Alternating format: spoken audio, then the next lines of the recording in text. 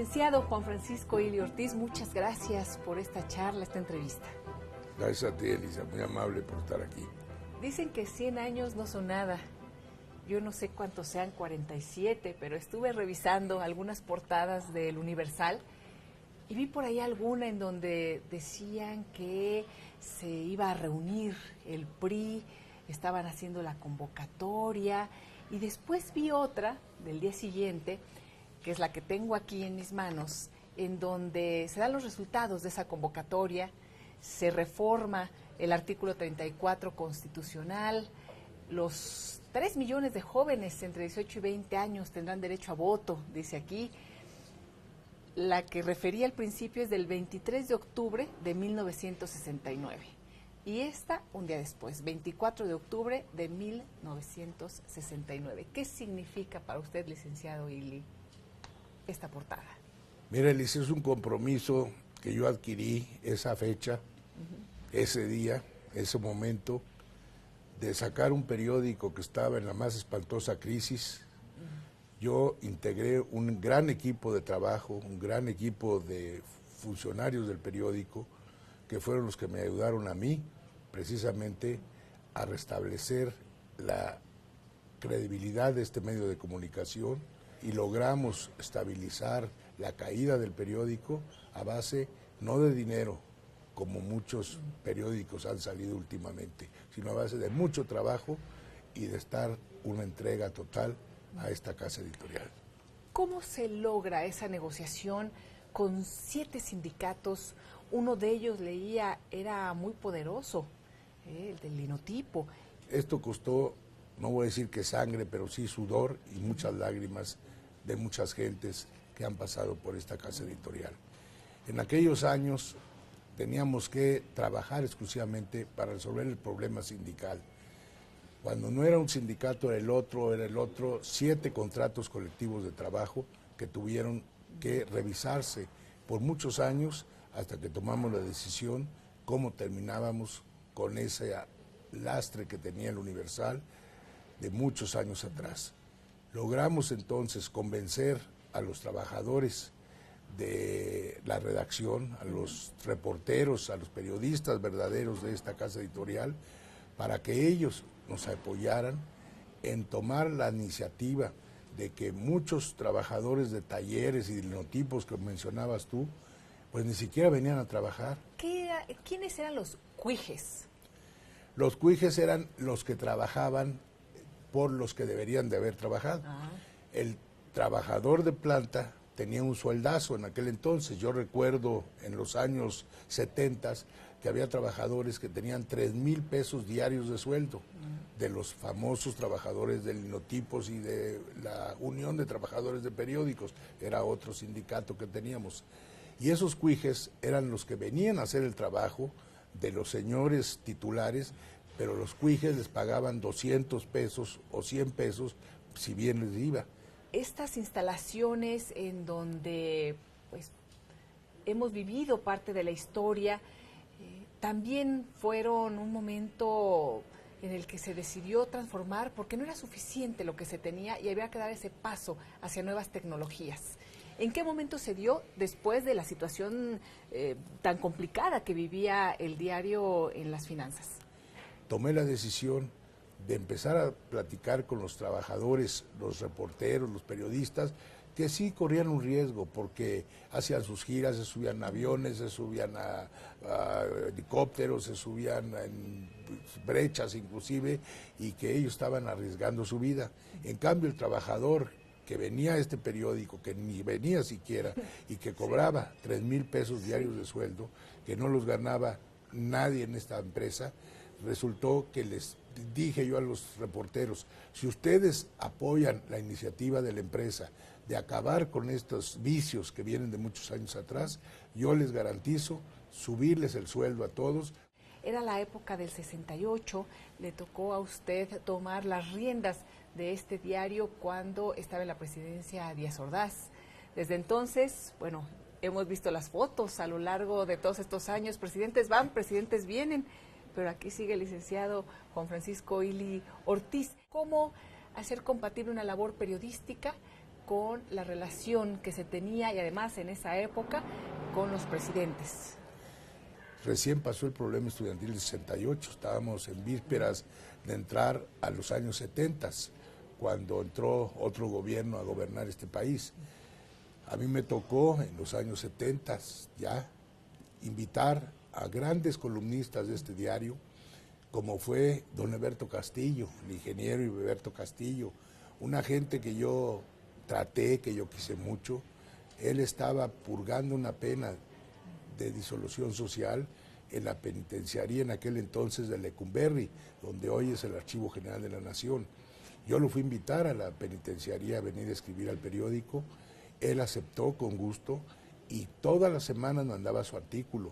Y así como Eberto Castillo, que era una persona, un líder de la izquierda mexicana, invité a gente de la derecha, del centro, de diferentes partidos políticos, cuando en este país era un delito que gentes que no fueran del PRI escribieran en un medio de comunicación. ¿Tuvo problemas con el presidente ya Luis Echeverría? Pues tuve problemas, más que problemas, tuve muchos reclamos de que me hablaba en aquel entonces el titular de la Secretaría de Gobernación para decirme que por qué escribía fulano, que por qué escribía perengano, pero yo creo que lo que hizo el Universal en aquellos años es muestra de lo que hoy es México.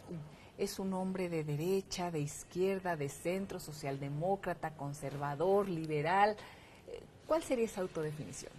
Aquí no somos ni de derecha ni de izquierda. Tenemos que darles cabida a todas las voces, por muy radicales que sean. Yo en alguna ocasión con un presidente me decía, oiga, pero ahí tiene escribiendo a fulano y perengano. Le decía, señor presidente, con todo respeto, ¿qué prefiere? ¿Que estén en las planas de un medio de comunicación o que estén en la sierra haciendo la guerrilla? Yo lo mismo, soy amigo de todos los partidos políticos, me verás un día comiendo con un partido, otro día comiendo con otro. Precisamente ese ha sido mi éxito, estar con todos, pero con ninguno. ¿Es un momento especialmente difícil para México? Yo creo, Elisa, sin temor a equivocarme, de los 47 años que yo tengo al frente de esta casa editorial, la época que estamos viviendo ha sido la más difícil que a mí me ha tocado vivir. ¿Por qué crees que a mí, en lugar de irme a vacacionar y andar para arriba y para abajo por tantos años también de lucha y de trabajo, que uno también se cansa, se agota, prefiero estar aquí porque yo no puedo estar mucho tiempo fuera, no porque sea muy necesario, sino porque a mí me entra la inquietud de qué puedo yo hacer para que este país poder dar un granito de arena para que este país siga adelante. ¿En qué momento ha vivido usted la situación más complicada ya una vez en la dirección y en la presidencia del Consejo del Universal? Con algunos presidentes tuve una relación respetuosa, nunca amigos del poder, porque pues eso se distorsiona en el medio de comunicación. Yo sí creo que en un momento dado he pasado muchas cuestiones difíciles. En tiempo del presidente Echeverría, pues vino no solamente el problema del halconazo después en el año del 70, sino muchas cosas que sucedieron en aquel sexenio del presidente Echeverría. Después, con los otros presidentes, pues ha tenido sus altas y sus bajas. Yo he tenido muchas cuestiones de reconocimientos, pero también he tenido cuestiones de que no puede estar bien con todo mundo. Decía en una frase muy célebre don Félix Fulgencio Pallavicini, mi pluma es amiga, pero no es esclava.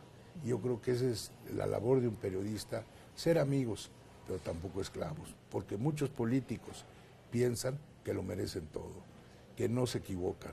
Y somos seres humanos, yo me he equivocado muchas veces, lo reconozco, y también los políticos se equivocan, pero son pocos los que lo reconocen. A principios de enero del 87, un atentado hacia su persona. ¿Qué sucedió ahí? Nuestros gobernantes no entienden que una prensa libre es la democracia de un país. Y yo en esos años vi que muchos políticos estaban molestos por la forma como el Universal estaba fortaleciendo su estructura, fortaleciendo su imagen, fortaleciendo su credibilidad. Y entonces, pues fue una forma de amedrentar. En 1996 yo tuve también otro problema del tipo fiscal con autoridades de la Secretaría de Hacienda. Y yo sabía que ya iba a pasar algo, porque yo había tenido una entrevista con el secretario de Gobernación y estaba muy molesto. ¿Que Emilio Chaufet? Emilio Chaufet, sí. Estaba muy molesto. Entonces me había mandado 2 mensajes con 2 columnistas que en aquel entonces que escribían aquí en las planas editoriales del periódico, eran columnistas de tipo político 100%, que era Francisco Cárdenas Cruz y Félix Fuentes. Los 2 todavía no me dejan mentir, ellos viven todavía. Los mandó llamar por separado el secretario Chaufet y les dijo que qué estaba pasando con el periódico, que lo que estaba buscando yo, o sea yo, era un enfrentamiento y un choque de 2 locomotoras a 120 kilómetros por hora, iban a chocar de frente y que el gobierno no se le iba a salir ni una tuerca y que el que iba a salir destapado va a ir a hacer el periódico. Yo no sabía, Elisa, si iban a meter un muertito en la cajuela de mi coche, si iban a meter una bolsa de cocaína o me iban a meter un balazo o no sabía qué iba a pasar. Se fueron por la cosa fiscal, cuando me avisan que había un despliegue aquí de policías enfrente del periódico. Yo en aquel entonces pensé, dije, pues irán por alguna otra gente o qué está pasando, ¿no? Ya me entero yo que venían a detenerme a mí, que traían un orden de aprehensión, que entre paréntesis yo nunca la vi, hasta la fecha nunca la vi. Bueno, ese día, 13 de septiembre, le hablo yo al Procurador General de la República, que era don Antonio Lozano Gracia, amigo mío también, y le digo, oiga, señor Procurador, pues ¿de qué se trata? Es que hay un orden de aprehensión contra usted por evasión fiscal. Bueno, dije, nada más que le voy a pedir un favor. Yo no soy un delincuente, señor Procurador. Dígame a qué horas, dónde y cuándo me presento yo. Y además le voy a decir algo. Están ya los abogados conmigo. Le voy a decir algo. No voy a llegar amparado. Me decían los abogados, ¿cómo no? Tienes que llegar amparado. Te van a meter a la cárcel y vas a ver cuándo sales. ¿Por qué voy a llegar amparado? Si el que nada debe, nada teme. No voy a llegar amparado. Me dice el procurador, a las 9 de la mañana lo espero mañana, en mi oficina. La Procuraduría no está donde está ahora, estaba en la parte de la prolongación de Paseo de la Reforma. Llego yo manejando mi coche, Juan Francisco, mi hijo, al lado mío, 2 abogados conmigo atrás, a la Procuraduría. ¿Cuál es mi sorpresa? Que cuando llego a la Procuraduría estaba así de periodistas. Toda la prensa extranjera estaba allí, porque ya los había puesto en antecedentes. O sea que con todo respeto lo digo y ahora me da risa, pues yo le comí el trigo al gobierno, porque simplemente pues yo les madrugué avisándole a la prensa extranjera lo que iba a pasar. Sí. Cuando paso ya las puertas de la Procuraduría, me agarran 2 personas ahí y me dicen, está usted detenido. Iba un contingente, no le te miento, Elisa, como de unos 14 o 15 vehículos, armados hasta los dientes, todo el mundo. Me decían los 2 comandantes que traía uno aquí y otro acá, me decían, pues ¿qué se comió? Ni al peor narcotraficante lo hemos ido a detener así. Llegamos al reclusorio norte, otro error que cometieron. Como yo me presenté, yo no soy abogado, como lo vuelvo a repetir, pero los abogados me decían que me debían haber metido por los juzgados y no por la aduana. Entonces yo vacilando todavía con los señores comandantes y agentes de la Policía Judicial Federal en aquel entonces, le dije, no traigo yo pasaporte, ¿cómo que me llevan a la aduana? Pues no traigo pasaporte. Anda, bicho, o está loco o quién sabe qué le pasa. Bueno, en el trayecto, yo fumaba mucho en aquel entonces, le digo, ¿me puedo fumar un cigarro? Dijo, ¿se ve uno al otro? Sí. Dije, no le vaya a quemar la camioneta ahora al señor subprocurador y me van a acusar ahora de otro Cargos delito, extra, ¿no? Sí. Bueno, ya me meten al reclusorio norte, pero por la aduana. Error. Saques todo de las bolsas, me sacaron todo de las bolsas, me hicieron ahí el gran gelengue. Me dice el que me recibió allí, ahorita viene el director a darle la bienvenida. Quítese la corbata. Dije, ¿por qué me quito la corbata? Es una regla de aquí. Ok, me quité la corbata y me eché a la bolsa. Dije, ahora sí dígame por qué. Es que no se vaya a suicidar. Dije, mire, a mí me trajeron aquí por una supuesta evasión fiscal, no por tarugo. Perdóneme, pero no me voy a suicidar. ¿Usted volvió a hablar con el expresidente Ernesto Zedillo? Sí, O sea, ¿Cómo uno pasa desapercibido estas Elisa, cosas o dice yo soy muy a necio. otra cosa, mariposa, como que hablando de hechos? Yo soy muy necio, como dicen, el que persevera alcanza. Ajá. Pasó todo este problema. Entonces yo dije, voy a hablar con el presidente a ver qué pasó. Era secretario particular del presidente Zedillo, mi amigo Lievano Sainz. Le hablo a Lievano y lo voy a ver. Oye, quiero una cita con el presidente, una audiencia con el presidente. Un día me dice, oye, te invita el presidente de la República a comer a Los Pinos. Bueno, voy a comer a Los Pinos, como con el presidente. Nunca en la vida le reclamé yo, ni él me tocó el tema. Hay fecha que nunca lo hemos tocado, porque soy muy respetuoso. A mí me enseñaron también, Elisa, que la institución presidencial se tiene que respetar, sea quien sea el presidente en turno, sea quien sea. ¿Quién ha sido una figura esencial en su formación, licenciado? Bueno, pues en mi formación, en primer lugar, Elisa, mis padres, que me dieron precisamente la oportunidad de estar en este mundo y sobre todo también de formarme como, pues sabe mucha gente, yo soy licenciado en Economía, egresado orgullosamente de la Universidad Nacional Autónoma de México, y mis padres, pues hasta esas épocas, fueron los que me impulsaron, me ayudaron a poder seguir una carrera, ya que la situación de muchas jóvenes de ahora, pues no tienen esa gran cuestión que yo sí tuve la enorme dicha de tener a mis padres que me apoyaron y me impulsaron a ser lo que soy. Tuvo la fortuna también que sus padres lo vieron realizarse. Fíjate, es una cosa muy bonita lo que te voy a decir, Elisa. Mis padres me dieron una familia. ¿Qué le diría usted a los jóvenes periodistas? Yo tengo el honor, desde hace muchos años, de ser el presidente de la Comisión contra la Impunidad. O sea, las agresiones contra los periodistas en todo el continente americano, a mí me toca verlo, junto con las autoridades de la CIP. Resulta que el país, después de los países que están en guerras permanentemente, más peligroso para ejercer el periodismo es México, desgraciadamente. Yo creo que el periodista tiene ahorita que buscar la forma de estar todos unidos.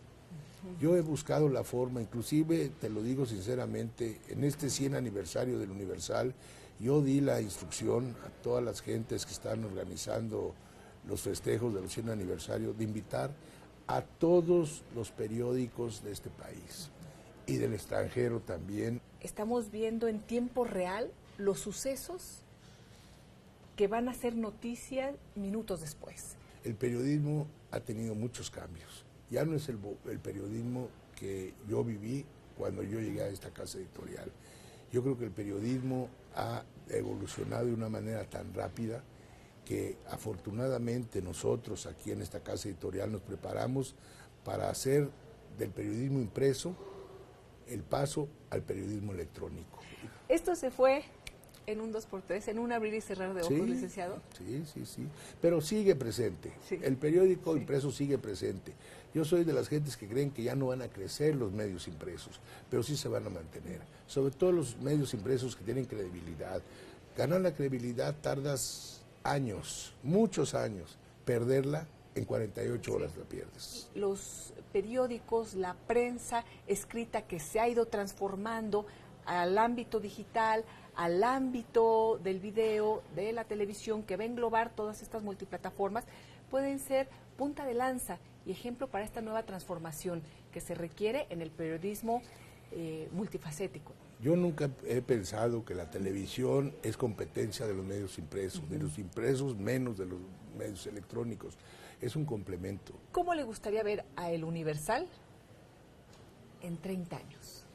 No me digas en 30, quiero ver El Universal en 100 años. Pero les decía yo en un plan de broma, les decía, bueno, estamos bien ahorita todo lo que estamos haciendo, pero quiero que vayan pensando qué vamos a hacer en los 200 años. El Universal es parte de la vida de los mexicanos y muchos de sus empleados, de la gente que ha estado, de sus periodistas, de secretarias, de administrativos, de una familia muy grande de los universales que han marcado huella y han dejado paso en su granito de arena en este país. A todos ellos, ¿qué les diría? A la gente que lo ha acompañado, licenciado, porque muchos de ellos llevan años. Yo veo a la persona que toma las fotografías, que ha hecho todo este recuento, a personas que han estado en la parte de ingeniería, que me dicen, no, es que mi papá está con licenciado y ahora yo. Es toda una familia inmensa. Yo sí les diría a todos los trabajadores que la verdad estoy muy reconocido, muy agradecido con todo el esfuerzo que día a día hacen para hacer posible la salida a diario de un gran periódico. Un gran periódico que para mí, te lo digo con orgullo, es mi hijo mayor, que es el Universal. Para mí el Universal es un hijo más en mi vida y la verdad, yo aquí, el día que ya Dios me recoja, pues como lo he dicho, si yo me voy ahorita a retirar, yo creo que no duró ni una semana sin que no me vaya al otro mundo. Pero aquí estaré yo hasta el último día de mis días. Muchísimas gracias, licenciado. Muchas gracias a ti, Elisa, muy amable. Por esta entrevista. Gracias, Elisa, gracias.